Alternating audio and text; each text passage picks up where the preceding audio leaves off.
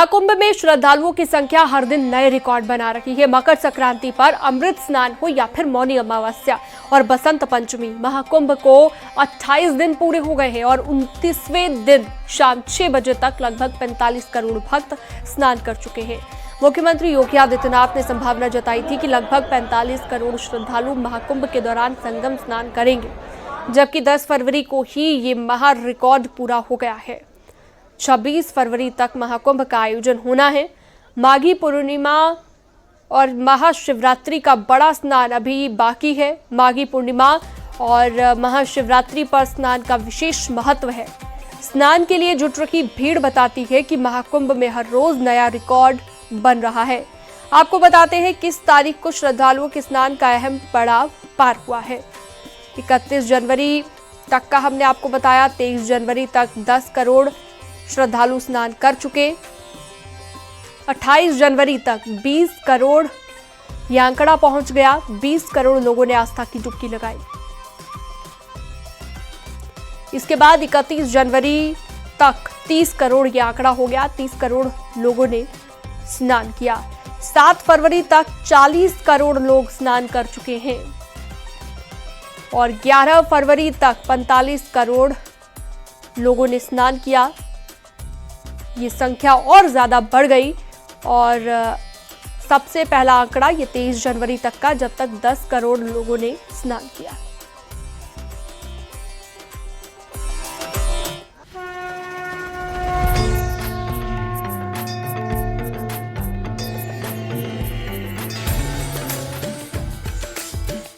पवित्र त्रिवेणी संगम मंत्रोच्चार से गूंजमान पूरा महाकुंभ। दुनिया के सबसे बड़े धार्मिक आयोजन महाकुंभ में इन दिनों हर ओर सनातनी संस्कृति और महाआस्था का दिव्य महासंगम का नजारा देखा जा रहा है। महाकुंभ को 28 दिन हो गए हैं। 44 करोड़ों से ज्यादा श्रद्धालु स्नान कर चुके हैं और अभी भी लगातार जनसैलाब महाकुंभ पहुंच रहा है। प्रयागराज महाकुंभ में जाने के लिए श्रद्धालुओं का जनसैलाब रेलवे स्टेशन पर अभी भी देखने को मिल रहा है। स्टेशन के प्लेटफॉर्म के साथ ही पूरा स्टेशन परिसर और स्टेशन जाने के मुख्य मार्ग पर केवल श्रद्धालुओं की भीड़ नजर आ रही है।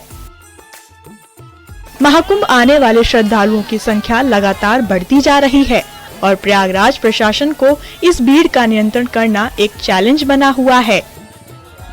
प्रयागराज आने वाले सभी रास्तों पर 10 से 15 किलोमीटर पहले कूलिंग ऑफ एरिया बनाए गए हैं, जिससे प्रयागराज में एंट्री करने के लिए श्रद्धालुओं की संख्या को नियंत्रित किया जा सके।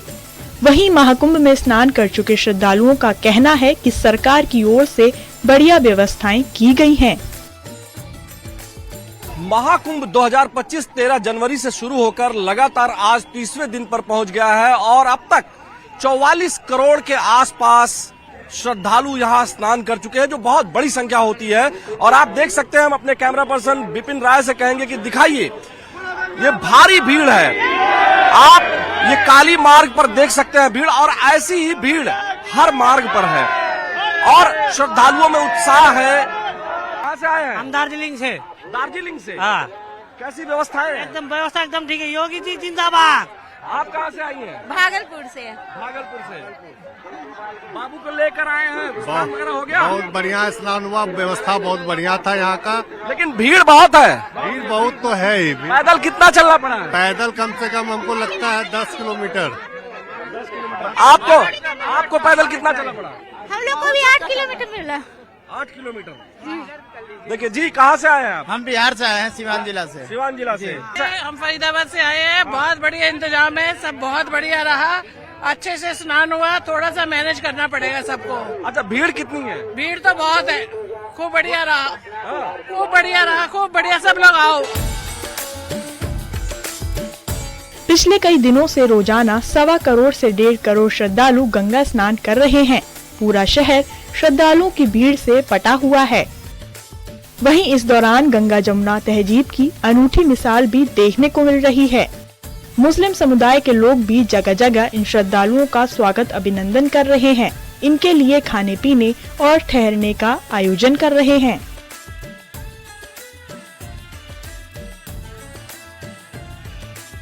महाकुंभ 2025 अब केवल धार्मिक आयोजन ही नहीं बल्कि समाज के हर वर्ग को जोड़ने और सशक्त बनाने का माध्यम भी बन रहा है। प्रयागराज के विशाल पावन संगम तट पर दुनिया का सबसे बड़ा धार्मिक आयोजन महाकुंभ भारतीय संस्कृति, सनातन धर्म और आस्था का अद्भुत संगम बनकर दुनिया भर में अपनी पहचान बना रहा है। Bureau report, news 18।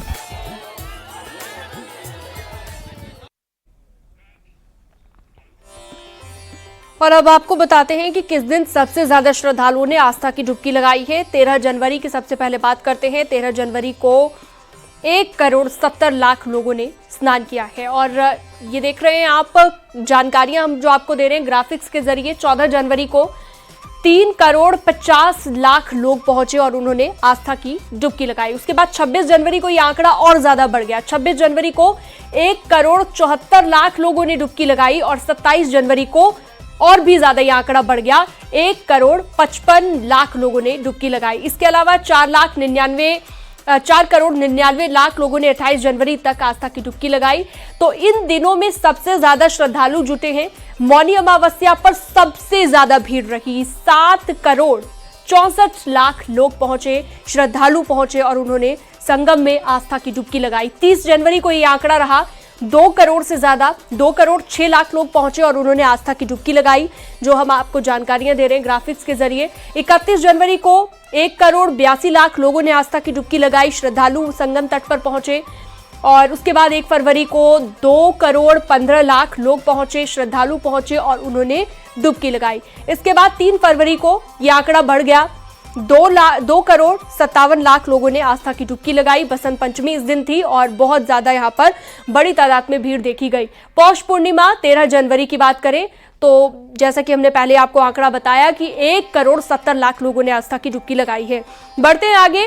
प्रयागराज में जारी महाकुंभ में आम लोगों के साथ ही नेता बल्कि अभिनेताओं का भी जमावड़ा यहाँ पर लगा हुआ है। संगम नगरी पहुंच रहे अभिनेता महाकुंभ के रंग में रंगे हुए नजर आ रहे हैं। सिर्फ बॉलीवुड नहीं बल्कि साउथ के सिनेमा स्टार भी संगम में 144 साल बाद बने शुभ सहयोग के साक्षी बनने को आतुर हैं। देखिए, મેળામાં ભક્તોની ભારે ભીડ ઉમટી કડકડતી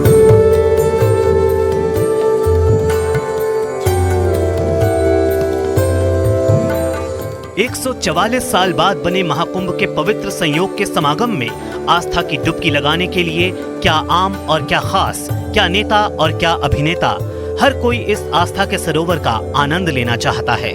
फिल्म अभिनेता राजकुमार राव अपनी पत्नी पत्रलेखा के साथ महाकुंभ में पहुंचे और पवित्र स्नान के बाद साधु संतों का आशीर्वाद लिया। राजकुमार राव का कुंभ से पुराना नाता रहा है। पिछले कुंभ में भी राजकुमार राव ने पवित्र स्नान किया था।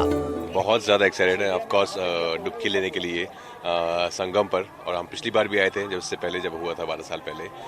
और बहुत प्यार है माँ गंगा से मुझे और पत्रलेखा दोनों को।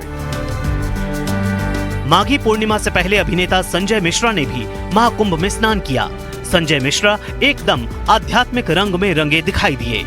हमारी एक बड़ी बेहतरीन फिल्म थी वध, जिसको पब्लिक ने बहुत अप्रिशिएट किया और अब वध 2 कर रहे हैं तो कुंभ से शुरुआत हो रही है। ये मेरे लिए तो बड़ी गर्व की बात है। अभिनेता पंकज त्रिपाठी संगम में मुंह पर मास्क लगाकर पहुंचे ताकि फैंस बेकाबू ना हो और व्यवस्था बनी रहे। इस दौरान पंकज त्रिपाठी की सादगी भी देखने को मिली। उन्होंने ई रिक्शा पर महाकुंभ क्षेत्र की सैर की। दैविक वाइब है और भव्य है और हमें संगम में त्रिवेणी में डुबकी लगाना था तो वो इच्छा पूरी हुई। हर हर महादेव। अभिनेत्री नीना गुप्ता ने भी पवित्र महाकुंभ में संगम नोज पर डुबकी लगाई। कुछ अजीब सा ही अनुभव था। मैं कभी सोचा नहीं था इतने बड़े पैमाने पे इतने अखाड़े, 2 अखाड़ों में भी गए और आज फाइनली डुबकी लगा ही ली हमने, जो एक अजीब सी अनुभूति है। बहुत अच्छा लगा। बॉलीवुड ही नहीं बल्कि साउथ के सिनेमा के सुपरस्टार भी महाकुंभ में पहुंचकर संगम नगरी में पवित्र स्नान कर रहे हैं। साउथ सिनेमा के जाने माने अभिनेता विजय देवरकोंडा और उनकी मां ने प्रयागराज में महाकुंभ में पवित्र स्नान करने के बाद मां गंगा का आशीर्वाद लिया। तस्वीर में विजय भगवा धोती पहने, रुद्राक्ष की माला पहने और बिना शर्ट के हाथ जोड़े और सिर झुकाए दिखाई दे रहे हैं। वो संगम के पानी में खड़े हैं जबकि उनकी मां माधवी उनके बगल में सूर्य भगवान से प्रार्थना कर रही हैं। माँ और बेटे ने भगवा रंग से तन को ढका हुआ है और हाथ जोड़कर प्रणाम कर गंगा में डुबकी लगाई। बॉलीवुड एक्ट्रेस और मॉडल ईशा गुप्ता भी भव्य महाकुंभ पहुंची।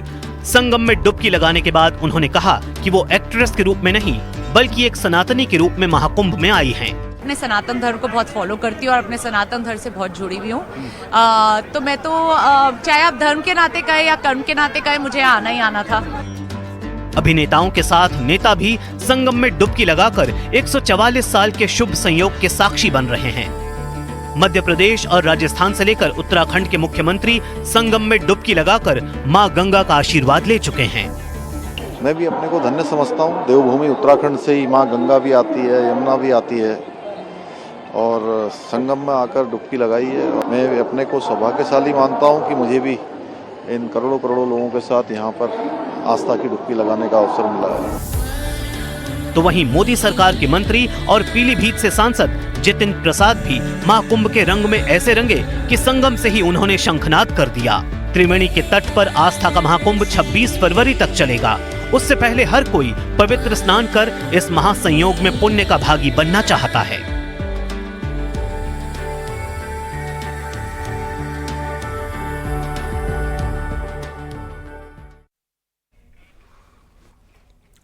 उत्तराखंड सरकार ने भी 2 साल बाद होने वाली कुंभ की तैयारी शुरू कर दी है। प्रयागराज पहुंचे सीएम पुष्कर सिंह धामी ने संगम स्नान के बाद कहा कि राज्य सरकार इस दिशा में अभी से तैयारी शुरू कर चुकी है।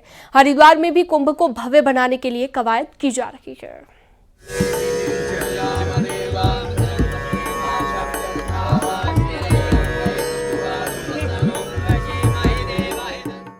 सीएम धामी का स्नान और संतों से मुलाकात।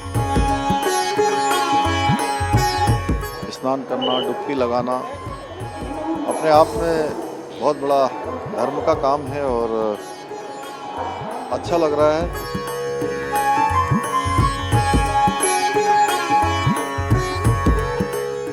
प्रयागराज में महाकुंभ, देवभूमि में तैयारी।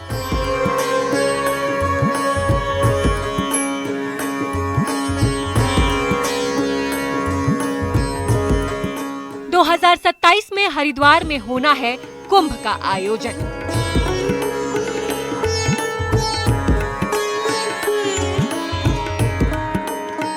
देवभूमि उत्तराखंड में कुंभ की तैयारी शुरू कर दी गई है। 2027 में होने वाले कुंभ के लिए धामी सरकार अभी से तैयारी शुरू कर चुकी है। सोमवार को प्रयागराज महाकुंभ पहुंचे मुख्यमंत्री पुष्कर सिंह धामी ने कहा कि साल 2027 में कुंभ प्रस्तावित है। राज्य सरकार की ओर से तैयारी शुरू कर दी गई है। हरिद्वार में हर की पैड़ी पर भी स्नान का खास महत्व है। ऐसे में कुंभ के दौरान देश के अलग अलग हिस्सों से भीड़ जुटेगी। इसी बात को ध्यान में रखकर धामी सरकार तैयारी कर रही है। सोमवार को सीएम धामी ने प्रयागराज संगम पहुंचकर परिवार के साथ स्नान किया और कहा कि कुंभ के लिए तैयारी शुरू हो गई है। हरिद्वार का 2027 में वहाँ पर प्रस्तावित है कुंभ हमारा और उसकी हम लोग पूरी तैयारी प्रारंभ हमने कर दी है और हमारा प्रयास रहेगा कि वह भी एक ऐतिहासिक और सभी के लिए सुविधाजनक कुंभ का आयोजन हो। प्रयागराज महाकुंभ में जुटी भीड़ ने तमाम रिकॉर्ड तोड़ दिए हैं। संगम किनारे ही नहीं, आसपास के जिलों तक आस्था का सैलाब नजर आ रहा है। ऐसे में तैयारियां आसान नहीं है, लेकिन यूपी सरकार की ओर से हर मोर्चे पर तैयारी की गई है। हरिद्वार में साल 2027 में कुंभ होना है। ऐसे में सरकार के लिए तैयारी किसी महापर्व से कम नहीं होगी। हरिद्वार में गंगा का किनारा प्रयागराज की तुलना में कम क्षेत्र में है। ऐसे में सरकार के लिए ये आयोजन किसी चुनौती से कम नहीं होगा। हरिद्वार से लेकर ऋषिकेश और आसपास कई किलोमीटर तक श्रद्धालुओं के लिए सुविधाओं के विकास से लेकर उनके ठहरने और आने जाने के लिए जरूरी कदम उठाने पड़ेंगे। पूज्य साधु संतों का सानिध्य प्राप्त हुआ, उनका मार्गदर्शन प्राप्त हुआ और निश्चित रूप से वो साधु संत हमारे बड़े प्रेरक होते हैं। हमारी समाज को दिशा देने का काम करते हैं, धर्म की रक्षा के लिए काम करते हैं, संवर्धन के लिए काम करते हैं। उनका मार्गदर्शन लेकर हम अपने कर्म पथ पर आगे बढ़ते हैं और उनका आशीर्वाद सदैव हमको प्रेरणा देता है।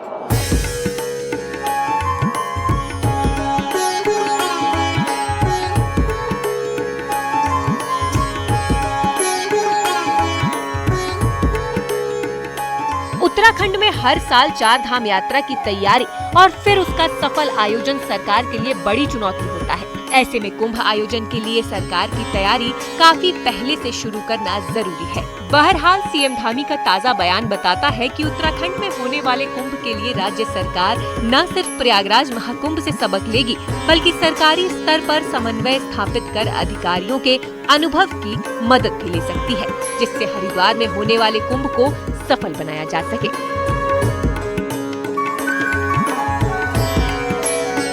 Bureau report, news 18।